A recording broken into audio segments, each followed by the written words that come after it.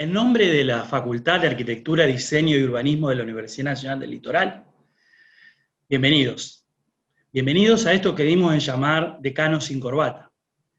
La idea original era reunir a 4 decanos que me antecedieron en la representación institucional de esta casa de estudios para sumarlos a esta serie de eventos conmemorativos de los 35 años de la facultad.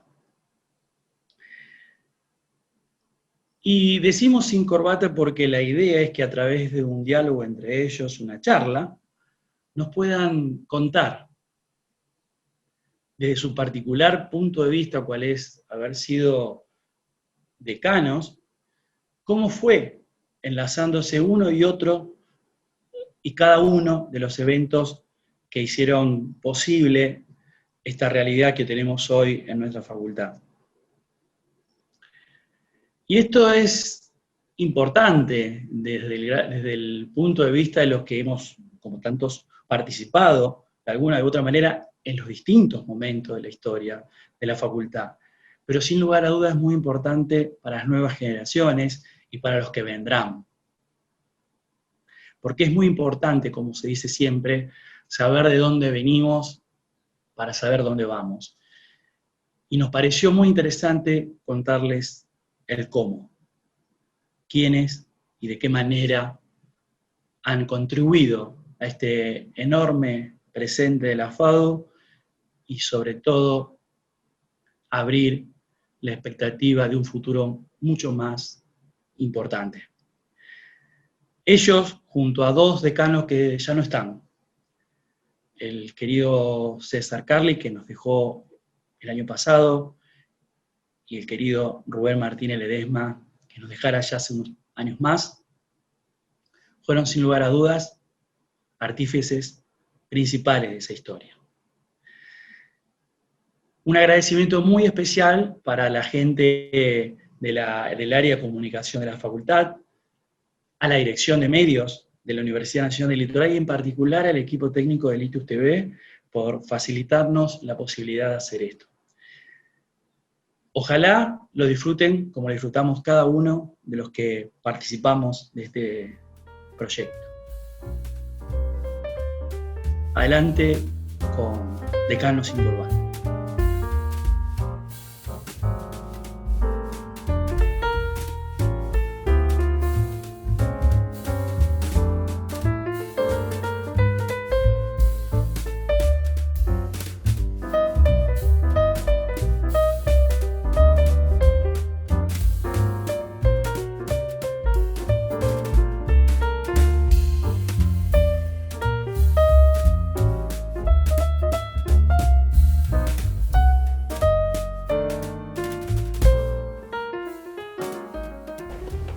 Es muy oportuno celebrar los 35 años de la joven facultad en el marco de una histórica y vieja universidad del litoral, que es en este caso la Facultad de Arquitectura, Diseño y Urbanismo, que tiene, para comenzar este diálogo entre los decanos aquí presentes, nos parece importante colocarla en un contexto. ¿Qué está sucediendo en el mundo sociopolítico de aquellos tiempos? Principios de los 80, y nada mejor que comenzar a trabajar fuerte dentro de un Estado democrático después de haberse birlado al país de la oportunidad de tener una república que fue interrumpida justamente por la dictadura militar. Así que en ese momento paradigmático sucedían una serie de acciones y de eventos en el marco de los cuales también se ubicaba lo que es la gestación de la nueva facultad.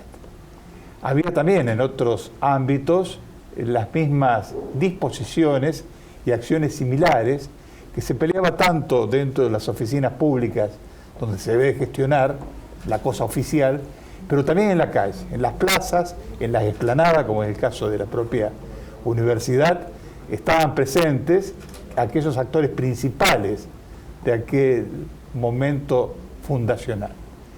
Y otra cuestión que no es menor, me parece también como para comenzar la charla, es en el marco de qué universidad se iba a incorporar esta nueva disciplina.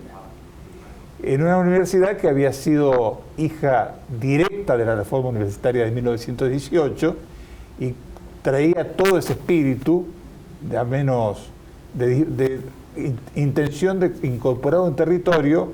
Es por eso que la Universidad del Litoral no tiene nombre de ciudad, como todas las que la preexisten, Tucumán, Córdoba, Buenos Aires, La Plata. Tiene nombre de región y se ubica también en la región, Rosario, en el nordeste, y la propia Santa Fe. Y desde ese punto de vista la oferta académica estaba dispersa, y cuando salen las otras fundaciones de nuevas universidades, hijas de la Universidad del Litoral, por ejemplo, una disciplina, arquitectura, no queda ubicada en el marco de la Universidad del Litoral. O sea, insertar una disciplina en ese marco va a generar un plexo que se proyecta luego al mundo externo, sociopolítico, y creo que se involucra fuertemente la facultad en diversas acciones que tienen que ver también con el uso racional, adecuado de lo que es el planeamiento espacial, la ubicación urbana, lo edilicio. Y eso también incide hacia adentro, en la universidad, que comienza un fuerte proceso de reincorporación de espacios perdidos, por un lado, y de fundación de nuevos espacios, por el otro, que está a la vista. Y de esa manera entonces la facultad tiene mucho por decir, mucho por hablar, y sobre todo se inserta, como decíamos, plenamente en el nuevo contexto universitario que venía a ser aquel formato del comienzo de la democracia. La democracia que nos permite, o permitió con el tiempo, ir consolidando fuertemente e ir mejorando y ampliando, cosa que invito a los restantes decanos para que se sumen al diálogo. Vos fuiste el primer decano electo. Así es. Sí. César Carli fue el decano normalizador. Y César Carli era graduado de la UNL. Sí, era graduado de Rosario. Anterior al 68 que se creó Rosario. En Rosario, la Escuela de Arquitectura que pertenecía a la Universidad del Litoral se creó en 1923. Y en 1968, cuando la Universidad del Litoral se divide y la sede de Rosario, Entre Ríos y Corrientes pasan a ser universidades, pierde la carrera. Y medicina. Medicina, entre otras, como decía. Entre otras. Ingeniería. Fuertemente quedan dos bastiones históricos, que es, por un lado, la Facultad de Ciencias Jurídicas y Sociales, Derecho, y por otro lado, Química. Claro. Dos históricas y viejas facultades que son las que se mantienen en este territorio y que de alguna manera son las que comienzan la nueva trayectoria académica en función de el nuevo formato que tenía la universidad, claro, que había sido dispersa y luego se concentró en algunos lugares, como decíamos recién, Nordeste por un lado, Rosario por el otro, y en Santa Fe consolidada. Y la UNER. Y la UNER. Ahora, la UNER es la última que se separa. La última que 73, se separa. me parece. 73. Sí, el proceso de 57 Nordeste, 68 Rosario y 73 Entre Ríos. Ahora, la creación de la facultad, independientemente de este contexto político que lo posibilitó, tuvo algunas características muy particulares. Una de las cosas que muchas veces yo cuento a otros colegas en la época que era decano también, que yo sucedí lamentablemente, que no está presente ahora, igual que Carli, del arquitecto Martínez Ledesma, si no hubiéramos estado acá sentados todos los decanos que formaron parte de la historia de la facultad. Pero decía que fue tal el impacto y tal fue la circunstancia particular de la creación de la facultad, de alumnos que, por distintos motivos que no cabe ahora en este momento charlarlo, eran alumnos provenientes de la Facultad de Arquitectura de la Universidad Católica. Y al contrario de toda lógica de creación de una facultad, que cuando uno crea una facultad, el primer año es el primer año, el segundo año es primero y segundo, y así se termina de conformar la carrera, en el caso de arquitectura, de 6 años, en 6 años. Bueno, la particularidad que muchas veces cuando lo contamos nos miran con cara diciendo ustedes nos están mintiendo, fue que en marzo del 85, el mismo día, en el mismo lugar y a la misma hora, empezamos a dar clase los 6 años de arquitectura, de primero a sexto año. en un edificio que era paradigmático para el estudiantado de la época de la dictadura militar, y que fue cerrado inclusive por la dictadura militar.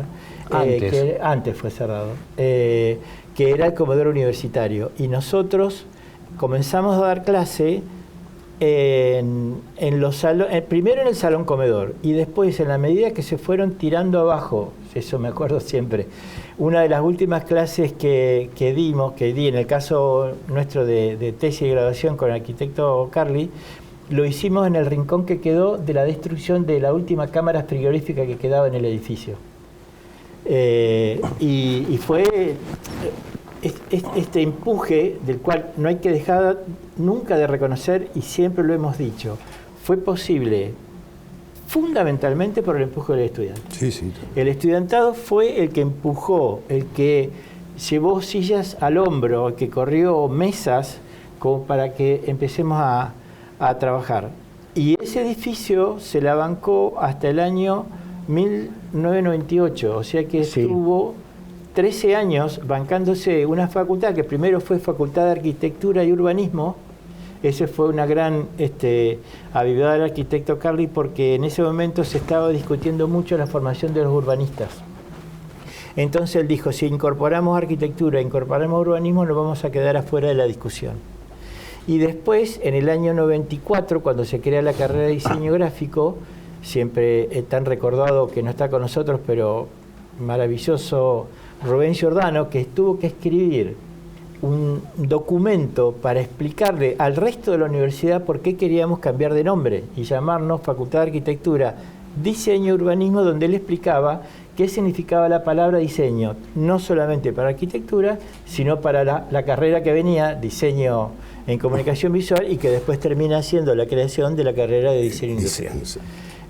Por eso que son etapas y momentos que se fueron viviendo, de los cuales hay de todo tipo. Hay muchas tristezas, muchísima alegría, mucha ánimo de pelea para sacarlo adelante a esta alternativa. Y hay una cosa que yo quiero resaltar también, entre otras cosas.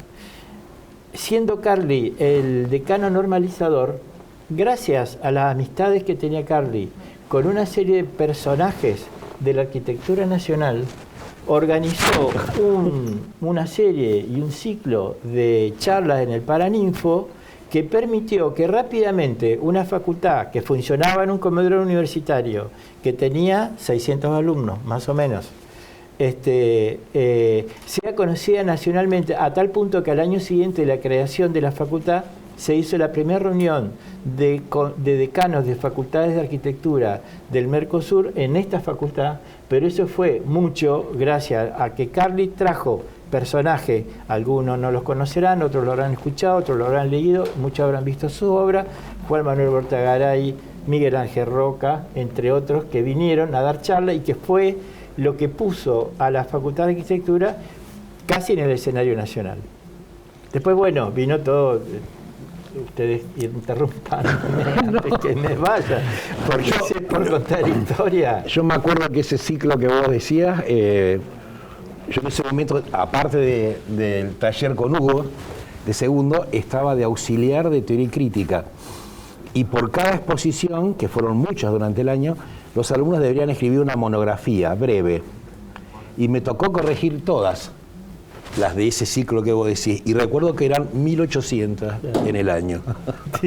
Otra epopeya de la época me parece digna de ser rescatada hoy, aparte de la que decían recién Miguel y Julio respecto a las condiciones de infraestructura inviables para sesionar y para trabajar en una clase con tantos alumnos, se hacía a partir de la voluntad de la gente. La enjundia de decir, doy clase, y ver algunos talleres, lamentablemente chicos parados, escuchando la clase porque no tenían dónde sentarse. Y pese a ello, con una enorme voluntad, aceptar, trabajar, buscar la manera de mejorar, y de esa forma entonces se superaron diversos escollos, que lo eran, y se pudo avanzar fuertemente, como decíamos, en la consolidación de un proyecto. Eso también se logra trasladar como decíamos, el marco de la universidad, que después encara múltiples acciones para mejorar sus condiciones académicas, pero a su vez también se proyecta hacia otros organismos del Estado para un uso más racional de los recursos ante la necesidad de ocupación de ciertos espacios. Dos ejemplos muy rápidos, que nos involucra a nosotros por un lado, pero a su vez también compenetra y proyecta sobre otros ámbitos de decisión orgánicos acciones de este tipo. La Corte Suprema de Justicia nos compra lo que era la vieja estructura de un edificio también histórico en San Jerónimo, esquina Amenábar, y con ese dinero lo destinamos a la ejecución de la Torre de Ciencias Económicas sobre calle Moreno, donde había una canchita de fútbol 5, porque los convencimos, en ese caso al ministro a cargo de la Corte, de que era más conveniente comprarnos a nosotros que seguir alquilando. Y así se fueron contagiando otros sectores del Estado. El caso de la Facultad de Arquitectura, el comedor universitario, se les comentó a la gente de la Junta Electoral y de esa manera entonces nos compran ese edificio para seguir proyectando y construyendo nosotros en el marco de lo que es el rescate de nuestro actual patrimonio arquitectónico, como ustedes saben, consolidado fuertemente en la ciudad universitaria, pero también ocupando otros lugares, como en el caso de Esperanza, de Galvez, o de la propia estructura que está al sur de la ciudad, con ciencias económicas, en el viejo correo, que también se logra en esa etapa la traslación del dominio al marco de la universidad por parte del Estado Nacional. Sí, Hugo, no te olvides que la facultad estuvo bastante a los tumbos en cuanto al espacio físico, mientras fue Facultad de Arquitectura, pero cuando ya se crea la carrera de diseño gráfico, que el primer año, no digo que duplicó, pero superó ampliamente el ingreso de arquitectura, ya el edificio... ¿Querés que te diga el número? Sí, sale. 460. Interior. Ajá. En diseño. En diseño. En diseño de comunicación, el gráfico en aquel momento de comunicación visual. Primer año. Y en ese momento, siendo vicedecano Martínez Ledesma, Hugo ya estaba a cargo de rectorado, fuimos a ver, antes de tomar la decisión de ir allá a donde está ahora en Ciudad Universitaria, si recordás, vimos dos edificios que la provincia nos lo quitó, ya tomada la decisión. Uno, donde está ahora el actual edificio del Registro Civil, frente a la Plaza España. Sí, sí. Toda esa manzana, que la fuimos a recorrer, hasta allá teníamos distribuido en qué espacio iba a ir cada uno de los talleres y la administración de la facultad. Decisión de la provincia, dijeron, en aquel momento el gobernador de la provincia, no, eso es para el registro civil. Y la otra fue, que lo fuimos a ver y no nos convenció, pero estaba disponible, el ex Regimiento 12 en Avenida Freire. Y ante esa posibilidad, y con la cantidad de gente que ya era imposible dar clases físicamente en la facultad, se toma la decisión del traslado. Hacia allá vamos, hacia allá fuimos. Hacia allá fuimos. Y lo más gracioso que hay es, eso también, los alumnos de aquella época lo deben recordar muy bien, porque cuando hicimos el traslado, el último día, lo que ya en aquel momento yo ya era mi primer año como decano, lo que dijimos, bueno, listo, ya que ustedes se han portado tan bien y en un edificio tan reducido que estamos prácticamente amontonados con otro, había un detalle que sí resaltaba a la vista, que no había sido intrusionado por ningún tipo de grafiti. O sea, las paredes estaban limpias. Entonces dijimos, el último día, cuando ya no estaban el amolamiento y ya estaba el edificio vacío, dijeron, chicos, hagan lo que quieran con lo las paredes. despedimos. Despedimos el edificio. Y yo, de esos que yo hace un rato les comentaba, me acuerdo de un graffiti, hay un alumno que lamento en aquel momento no haber sacado la foto, que dijo, durante tanto tiempo yo estuve pensando y con ganas de hacer un graffiti en esta pared y ahora que me dan permiso no sé qué poner. Estaba escrito. Firmado ese graffiti. Pero digamos, son todas esas etapas que se fueron cumpliendo, lo mismo que inclusive el plan de estudios, que siempre hay que recalcar, que fue tan rápida la decisión entre la universidad y la puesta en marcha de la facultad, que el plan de estudio que más se adecuaba a las características de los alumnos que venían, mucho, como ya decía, de la Universidad Católica, fue hacer o replicar el plan de estudio de la Facultad de Arquitectura de Córdoba, lo cual ya tenía incluido el tema de los ciclos y de las áreas. Pero eso que decíamos, de que el mismo día, a la misma hora y en el mismo lugar, se comenzó a dar clases de primero a sexto año, eso significó la normalización de la facultad durante 10 años de trabajo. Tiempo Ahí, que fue... sí, que es pequeñísimo momento tomó para un reconocimiento especial a quien se abocó a la tarea de normalización de alguna forma de aquella suerte de enorme plexo académico por un lado y enorme también cantidad de personas por el otro, y llegar a regularizar materia por materia. Gente que estaba tal vez en sexto año debiendo materia de primero, fue el momento aquel, el secretario académico Aldo de la Puente. Una tarea muy, muy enjundiosa, prolija, y que de alguna forma permitió el funcionamiento sin alteraciones dentro de eso que era extremadamente complejo. Sí, debemos recordar que en esa época, digamos, donde el fuego se había prendido con los estudiantes en una demanda absolutamente legítima, trabajaron arquitectos muy importantes de la ciudad, como el arquitecto Chiarella, el ingeniero Carlos Escandel.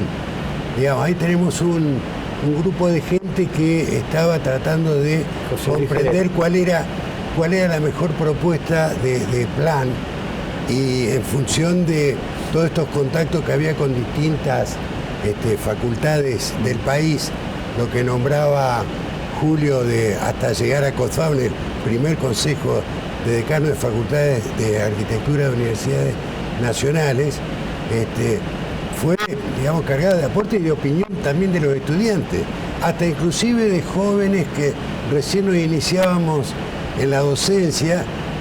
Nos dieron la oportunidad de poder trabajar y también hacer los aportes de una reflexión crítica, motivo por lo cual también el plan de estudio, la propuesta curricular, la propuesta académica surgió muy sana y muy fuerte. Yo diría que si se podría tratar de esgrimir algunos periodos, digamos, la normalización con esa característica, con esa intensidad, digamos, no solamente intelectual, sino espiritual, un periodo que sería la década del 90 de institucionalización, es decir, a partir de la normalización de la elección de Hugo como primer decano y el consejo directivo. Esta historia continuó cada 4 años y eso fue dando una consistencia, una estabilidad al sistema político institucional que nos puso en un lugar muy importante, no solamente en el marco de la universidad, sino también a nivel internacional. Y diría que la década del 2000, digamos, el cambio de siglo, nos encontró con una propuesta de rediseño de los planes de estudio y de creaciones de otras actividades académicas que también pusieron a la facultad en un lugar sumamente importante. Te voy a contar una anécdota. Nosotros, que decía, el plan salió de la estructura del plan de estudio de la carrera de arquitectura de Córdoba. Cuando Miguel hace todo el trabajo, respeta muchos esquemas de la parte de áreas y ciclo, lo que se mejoró fue la articulación y una serie de cuestiones. Una vez en una reunión de decanos en Córdoba, estaba sentado al lado mío el decano de Córdoba, el Churo Ferretti, y me dice: che, usted el plan de estudio es espectacular. Me dice: ¿cómo hicieron para llegar a eso? Digo, disculpame, es copia del de ustedes. No sé qué hicieron ustedes. A ver, en ese cambio de plan que es desde el 2000, justo, cambio de milenio, incorporó todo lo que se venía trabajando en la famosa, y en la Comisión de Transformación Curricular de la UNL, que se armó cuando vos eras rector, si no me equivoco. Puede ser. El programa Milenio. Sí, Milenio. Sí. O sea, que ahí se incorporaron varios conceptos claro, que le daban mayor versatilidad y flexibilidad, optativas, electivas, en fin. Para el que quiera saber cómo fue la construcción del nuevo plan de estudio que está vigente todavía en la facultad, vayan a la oficina de Secretaría Académica y pídanle al arquitecto Molina que les muestre el pizarrón donde Miguel iba anotando en cada cuadradito de cada materia, una vez que terminaba de confirmar que aceptaban su propuesta a un docente, escribía en qué lugar quedaba, la carga horaria que tenía y también seguramente si se busca del punto de vista de lo que significaron aquellos documentos de la época, se podría llegar a encontrar lo que era la planificación horaria y el lugar donde se desarrollaba determinadas actividades. Y seguramente van a encontrar alguno que decía La Ganchera, Urbanismo 2. Sí. Claro. Había otro que decía Cámara Frigorífica, pues era el nombre del aula, era Arquitectura 3. O sea que debe estar, porque era una planicita que uno entraba, hacia dónde doy clase hoy, me toca La Ganchera. Y los horarios, a nosotros nos tocaba 9 a 12 de la noche. cuarto, creo. Sí. Y bueno, una vez que fue el tema donde teníamos guardados los trabajos, que ya rebalsaba, y entonces en aquel momento creo que vos todavía eras decano, yo estaba en la Secretaría de Coordinación, y les fuimos diciendo a todos los titulares de los talleres que retiren los trabajos que ya estaban corregidos porque íbamos a vaciar el depósito. Todos hicieron esa tarea, menos uno. No lo vamos a nombrar porque es amigo nuestro. No lo hizo. No solamente no lo hizo, sino que la noche anterior llevó la entrega de arquitectura al depósito. Y al otro día pasó un carrito de eso por el bulevar y un no docente le dijo, mira, arriba, si vos subís, hay una montaña de papeles, llévatelo. Se llevaron la entrega recién hecha. Hubo que ir a buscarla, no me acuerdo en este momento, no me acuerdo quién. Hubo que ir a buscarlo a las papeleras donde vendían los carritos, los papeles para encontrar la entrega. Una entrega completa de arquitectura de tercer año. Ya dijiste entonces que no, bueno, está en tercer año. No, porque no había talleres verticales en aquella. No, el tema de los horarios era un tema importante, esto de estar hasta las 12 de la noche. Sí, yo trabajaba en el taller de proyecto, era Arquitectura 1, con Carlos Falco y Rubén Giordano como responsables, pero también colaboraba con Carlos Escandel en estructura. Y resulta que Carlos era inagotable. Terminábamos las clases y él me llevaba a mi casa en un jeep y lo paraba en la puerta del edificio y seguía hablando. Sí. Yo llegaba a mi casa a la 1 de la mañana porque era tal la energía de ese hombre. Y la vocación, ¿no? La vocación permanente por estar trabajando al lado de los alumnos. Sí, totalmente. Y así pierde la vida después de un encuentro con alumnos. Estudiantes, claro. En ese jeep que vos decías, se accidenta en el puente carretero con un desnivel donde no tenía cinturón. ¿No fue acá? En el puente carretero. No, en la rotonda. La rotonda acá de... Lo que recuerdo había tocado una diferencia de la capa de hormigón, Claro. chocó la rueda y salió despedido porque no tenía cinturón de seguridad puesto. Sí. Claro, no, ni tenía cinturón de seguridad. Tal vez Sí, de la Segunda Guerra Mundial.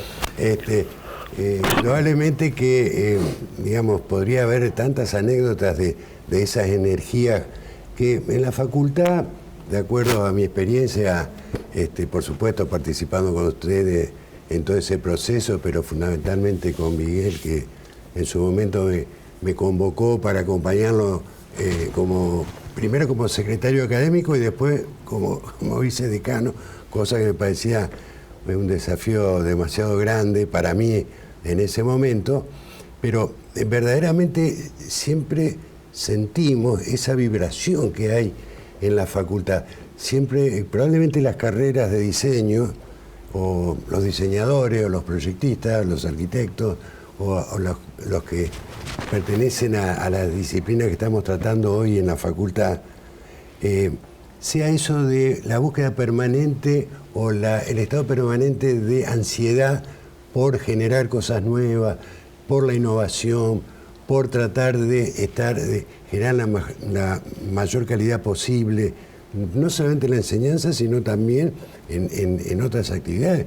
Fíjense, por ejemplo, yo decía, este proceso de firme que siguió la facultad a lo largo del tiempo esta fuerte institucionalización de los 90 y la diversificación que se produce a partir del 2000, ha sido una tarea de enorme esfuerzo, de mucho trabajo y como decía, yo creo que vos, Hugo, en un mensajito que mandaste, esto es el proyecto de todo, es decir, nosotros circunstancialmente tuvimos el apoyo para dar un servicio, lo hicimos, creo que todos poniéndole todo lo que teníamos, pero es un proyecto colectivo.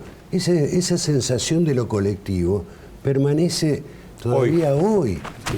Y en ese sentido, y anécdotas hay de todo tipo, por supuesto, algunas trágicas o que no gustan tanto, y otras que son un poco más amables. Rápidamente con Codfaun y la creación de Arquisur, ya en la época, en la década 90, comenzamos a tener interacciones con otras facultades de la región. Nos vinculó, Carlitos, permití solamente un segundo, mucho con la Universidad de la República. Claro, exactamente. Fue nuestra facultad afín. Claro. Y su decano, Tito Acuña, permanentemente estaba con nosotros dando clases aquí, y mucha gente nuestra, también a la recíproca, trabajando en la unidad académica de Montevideo. Claro, ese vínculo con Montevideo fundamentalmente está dado porque ahí estuvo la sede del Mercosur Educativo y de la agrupación de universidades del Grupo Montevideo. Sur, sí. Porque Arcusur es hija o está en el entramado de esa búsqueda por ejemplo, entre otras cosas, homologar titulaciones. Y recuerdo un viaje, por supuesto, en nuestra facultad siempre austera y siempre necesitada. Resulta que teníamos que viajar a Florianópolis y buscando presupuesto y demás, el más económico era el de un docente nuestro de la facultad que había iniciado una agencia de viaje. Entonces Julio dice, bueno, vamos con él, porque aparte ese más económico lo conocemos. Nunca imaginamos que salimos con la combi de la puerta de la facultad y en Boulevard, y en Boulevard y Marcial Candioti ya casi chocamos. Ustedes no saben lo que fue ese viaje. 1.600 kilómetros. 1.600, faltaban todavía 1.600, y volver. Sí, soltaba el volante y se daba vuelta y contaba cosas. Y contaba chistes, y se reía y largaba el volante. Y luego, bueno, acá terminó nuestra historia institucional, académica. Sí. Pero bueno... Pero es que así se fue construyendo la facultad, porque la única manera de estar presente en esa reunión era esa.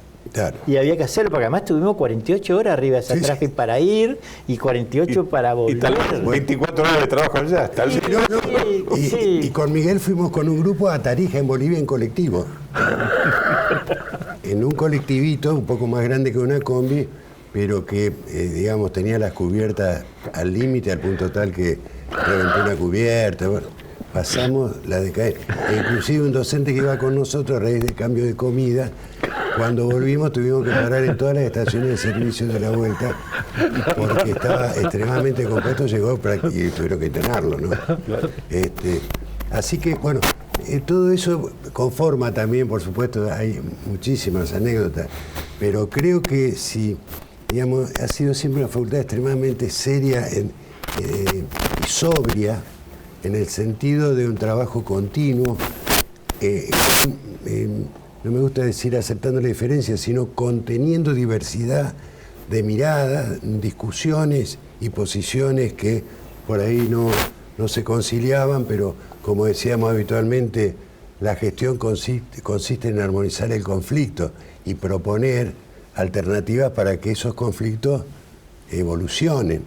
Y en ese sentido a veces se llegaban a acuerdos, otras veces no. Hoy en día, por ejemplo, estamos todos muy preocupados, y ya esa preocupación la veníamos planteando de la gestión anterior que compartimos con Sergio luego, ¿no es cierto?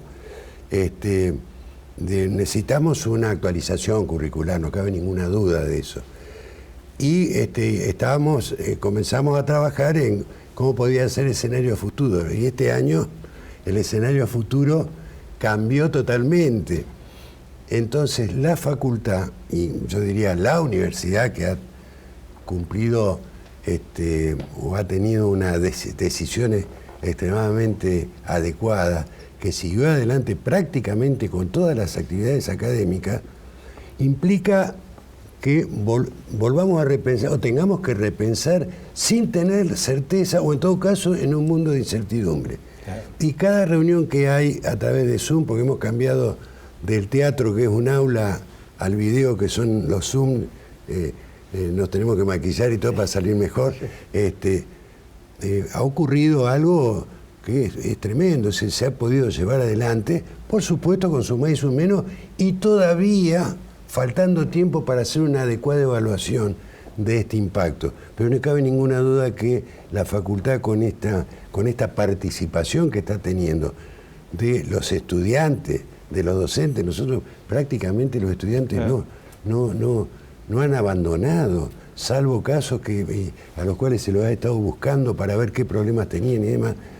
Estamos en un proceso que, claro, en algún momento será parte de ese nuevo escenario futuro que, insisto, todavía no es tan fácil. Pero tiene mucho que ver con lo fundacional también, ¿no? Y tiene mucho que ver con lo fundacional. Porque el signo que prevalecía en aquella época era que la facultad arrancaba en condiciones extremadamente precarias dentro de una universidad que también venía sufriendo los avatares de la dictadura militar y había quedado en peores condiciones para su funcionamiento, en puntos docentes, en revisión de partidas.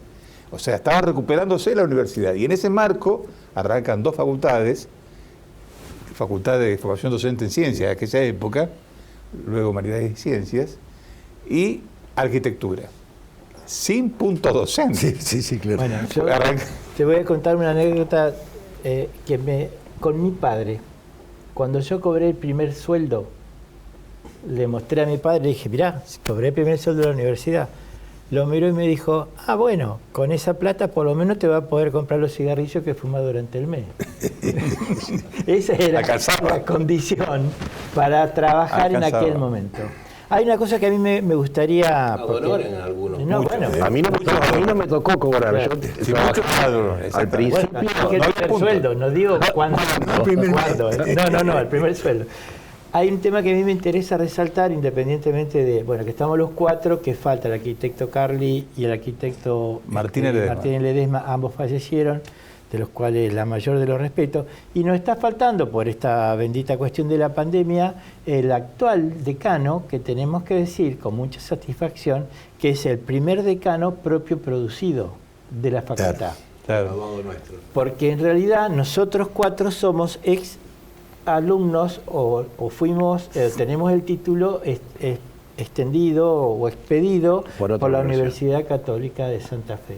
Y Sergio Cosentino es el primer decano local, que es propio producido. Es graduado. Es graduado de la universidad y es el primer decano que efectivamente es un propio producido de la Facultad de Lo tuvimos de alumno en segundo. Buen alumno, ¿sí? Sí, buen alumno. Discutidor, pero buen alumno. Así por eso fue el primer presidente del Centro de Estudiantes. Y sí, claro que sí. Sí, con mucho combate, mucha lucha. Sí, y el otro día estaba pensando, la Universidad Centenaria, tiene 10 facultades. O sea que podríamos decir una facultad cada 10 años. En realidad, las tres últimas son en los últimos 30 años. La Facultad de Arquitectura en sus 30 años, hoy ya 35, tiene 3 carreras de grado, más o menos una cada 10 años. Yo digo, a veces cuando no es posible o hay alguna dificultad de la lectura del progreso o el avance, por supuesto siempre la universidad y dentro de la universidad las facultades, hemos tenido la posibilidad de crear, sobre todo en la Facultad de Arquitectura, lo que, insisto, siempre deseamos crear el mejor ambiente académico posible, teniendo a los 30 años de haber arrancado prácticamente sin ningún tipo de experiencia o experiencia de investigación que se hacían en cualquier otro ámbito que no era la universidad, llegamos a tener 180, casi 200, investigadores, de los cuales la mitad categorizados, institutos, laboratorios, centros. Cuando uno se pone a ver posgrado, doctorado, la maestría en arquitectura con 2 menciones, el doctorado en arquitectura, la carrera de especialización en pericias y tasaciones que es del año 2000. Sí. Sí. Y la última, la especialización en proyecto, planificación y gestión de la arquitectura para la educación. Es decir, no cabe ninguna duda que la vara fue cada vez levantándose más. 2 veces acreditada con el máximo. Las acreditaciones, ahí tenemos para contar un montón de anécdotas, porque no. a los dos, por lo menos, a él le tocó una, a mí me tocó las 2. Pero los trabajos, porque había que hacer una síntesis, si era una producción colectiva, hay alguien que tiene que armar como una suerte de texto ordenado, gigantesco. Y un crecimiento matricular también importante en las diversas ramas y ofertas académicas. Claro, exactamente. Habría que ir pensando ya en el próximo edificio. Bueno, algunos opinan eso. No, pero ahora, sí, no. Última noche era, Sí. ¿no? O vencía a la mañana, suponete, hay un botón que dice Enter, pero es como tocar el botón, ¿viste? No toca botón y ahí... Enviar, era enviar. Y enviamos la primera acreditación de arquitectura. Llega el momento de prepararlo, 4 de la mañana, ¿no? Sí. De noche, sin dormir, trabajando en la oficina, 485 errores. ¿Qué hacemos? Después de mucho debatir y que esto y que lo otro, yo creo que fue la única vez en mi vida que dije, está bien. No la presentamos, no acreditamos, vamos a ver que vámonos a Buenos Aires a discutir los términos. Y finalmente con un informático a las 7 de la mañana. Nos pusimos por error a salvarlo. A salvarlo. Y en un momento determinado creo que el tiempo terminaba a la mañana. Hizo tuc y pasó. No, con todo lo que estamos diciendo, inclusive porque los tiempos me parece que nos están corriendo, todo esto que, y podríamos estar, si nos hubieran dado 4 o 5 horas, podríamos, porque los recuerdos van viniendo todo el tiempo, decir a las nuevas generaciones que cada ladrillo que está levantado en esa facultad no fue gratuito.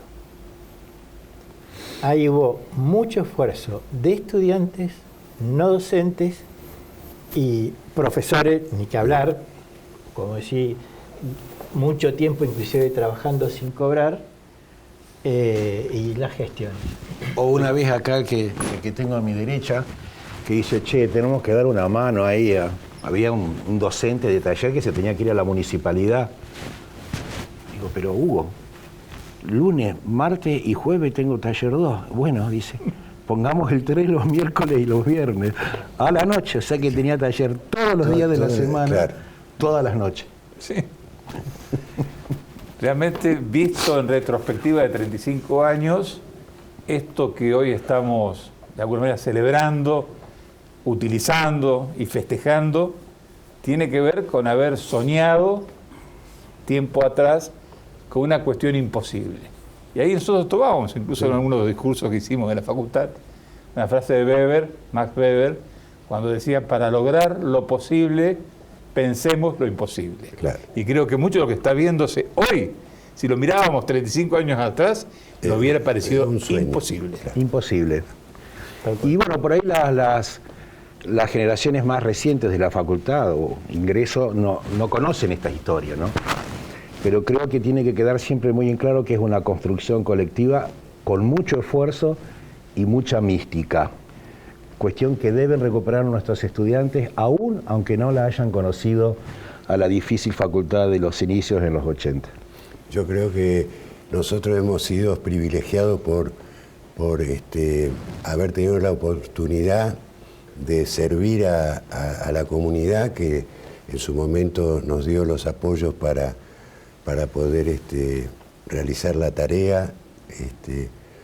Creo que todos hemos puesto todo lo que teníamos para hacerla de la mejor manera posible. Yo particularmente lo siento a los 3 como maestros porque en realidad yo vine después, no es que sean tanto mayores. Sí, cuando te pones la placa de bronce está en el horno. Pero verdaderamente, si hay algún lugar que me ha tocado en la vida, y creo que debemos coincidir todos, donde uno siente que hay una comunidad, verdaderamente lo que dice la comunidad universitaria del Litoral, es en nuestra facultad, con todos sus problemas, con todas sus, obviamente, debilidades, que las tiene también, pero con mucha fortaleza, sobre todo del espíritu y de, como decían recién, de esa mística que nació con aquel primer fuego que fue la lucha por conseguir un espacio como el que creo que hoy tenemos. Y surgió en la calle. Y surgió en la calle, En la calle, exactamente. sí.